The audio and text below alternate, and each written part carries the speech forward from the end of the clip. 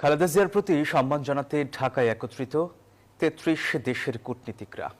শোক বইতে স্বাক্ষর করেন তারা। পরে খালেদা জিয়ার প্রতি শেষ শ্রদ্ধা জানান তারা। বিভিন্ন দেশের প্রতিনিধিদের শোক জানানো প্রমাণ করে কেবল দেশের ভেতরেই নয়, আন্তর্জাতিক কূটনৈতিক অঙ্গনেও বেগম খালেদা জিয়ার অবস্থান ছিল অত্যন্ত মর্যাদাপূর্ণ।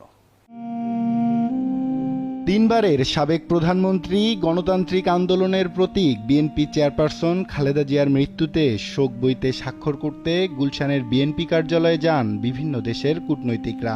এ সময় তারা শোক বইতে স্বাক্ষর করেন এবং শোক সন্তপ্ত পরিবারের প্রতি সমবেদনা জ্ঞাপন করেন। পরে রাজধানীর মানিক মিয়া এভিনিউয়ে বেগম খালেদা জিয়ার জানাজায় অংশগ্রহণ করেন তারা। আন্তর্জাতিক পর্যায়ের কূটনৈতিক প্রতিনিধিদের মধ্যে রয়েছেন পাকিস্তানের উপপ্রধানমন্ত্রী ও পররাষ্ট্রমন্ত্রী ইসাক দার, পাকিস্তান পার্লামেন্টের স্পিকার সর্দার আইয়াজ সাদিক, ভারতের পররাষ্ট্রমন্ত্রী এস জয়শঙ্কর সহ ভুটান, মালদ্বীপ, নেপাল এবং শ্রীলঙ্কার উচ্চ পর্যায়ের প্রতিনিধিরা। এদিকে রাষ্ট্রদূত ও হাইকমিশনারদের মধ্যে রয়েছেন চীনের রাষ্ট্রদূত ইয়া ওয়েন, জাপানের রাষ্ট্রদূত সাইদা শিংইচি, কানাডার হাইকমিশনার অজিত সিং, অস্ট্রেলিয়ার high commissioner Susan Ryall, British high commissioner Sarah Cook, মার্কিন ভারপ্রাপ্ত রাষ্ট্রদূত ট্রেসি অ্যান জ্যাকসন ও মালয়েশিয়ার ভারপ্রাপ্ত রাষ্ট্রদূত আমির আফির আবু হাসান সহ ৩৩টি দেশের রাষ্ট্রদূত ও হাইকমিশনাররা।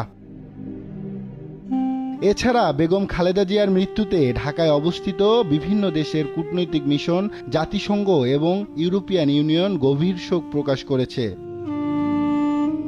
বিশ্বের বিভিন্ন প্রান্তের এই শ্রদ্ধা ও সংহতি প্রমাণ করে কেবল দেশের ভেতরই নয়, আন্তর্জাতিক কূটনৈতিক অঙ্গনেও বেগম খালেদা জিয়ার অবস্থান ছিল অত্যন্ত মর্যাদাপূর্ণ।